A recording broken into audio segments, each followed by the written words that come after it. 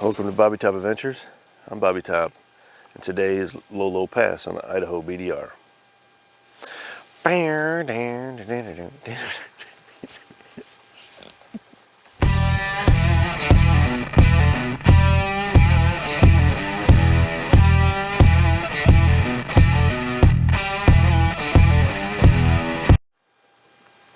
Good morning. It is whatever time in the morning. It's 40 degrees.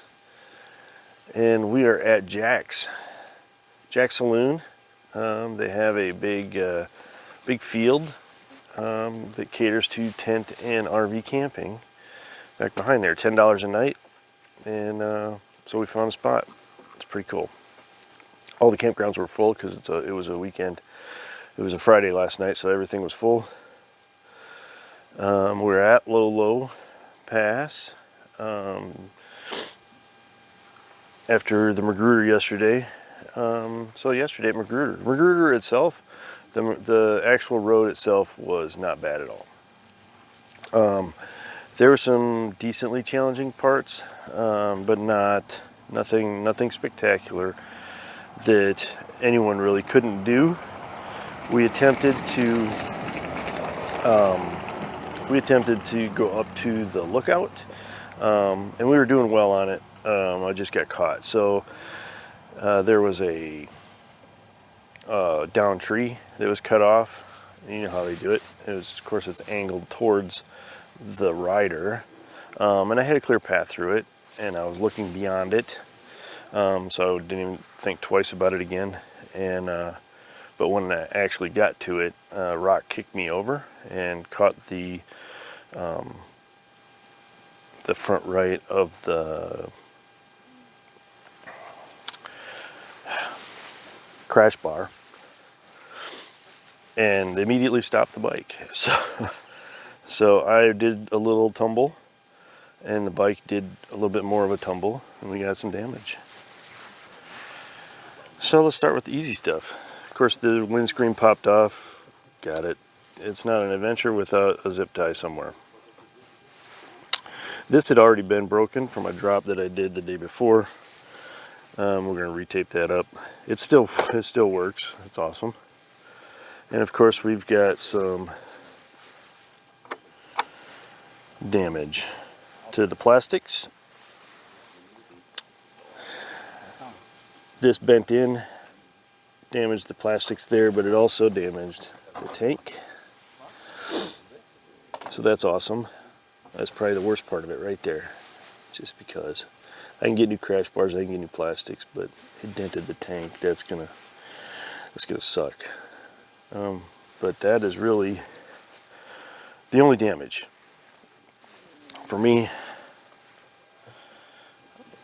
I got a little swelling there. Didn't really notice it until it wasn't like that until this morning.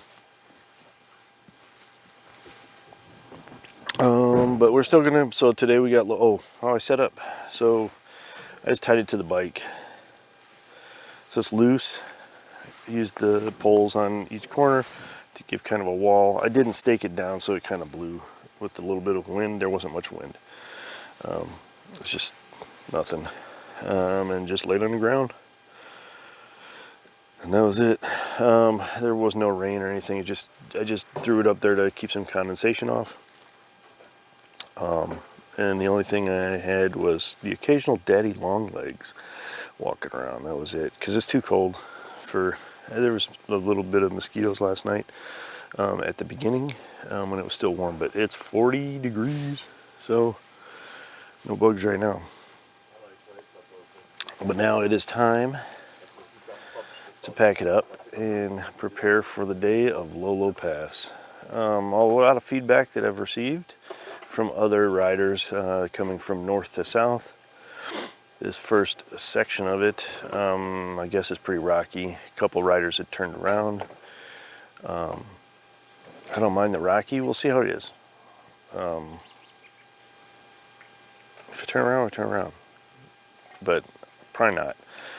I'd rather have rocky than sand. But no real decent description on what it actually is gonna be. So we'll take a look. I don't think it'll be too overly challenging, maybe monotonous. They said it was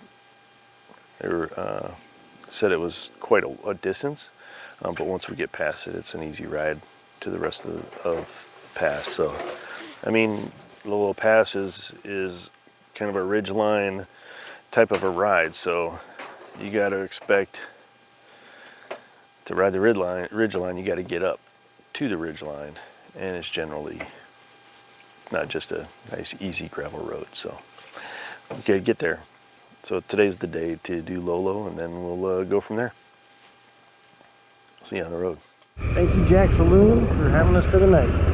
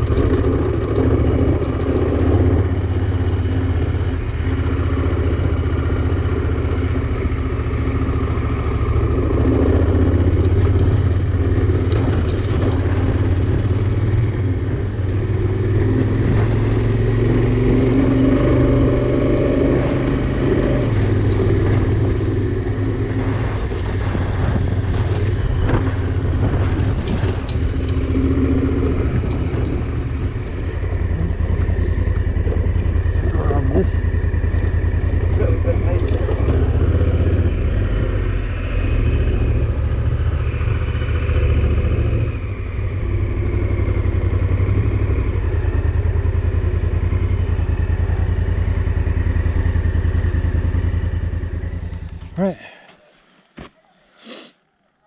right, we're through most of Lolo Pass. We're camping here for the night. This is Clear Lake. We're getting the truck in here. Got a little site here. It's nice, but voila.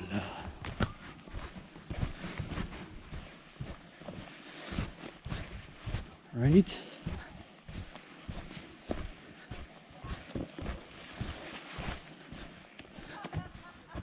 Oh yeah. Oh yeah. That's gonna feel good. Cool off. Yep. Yep.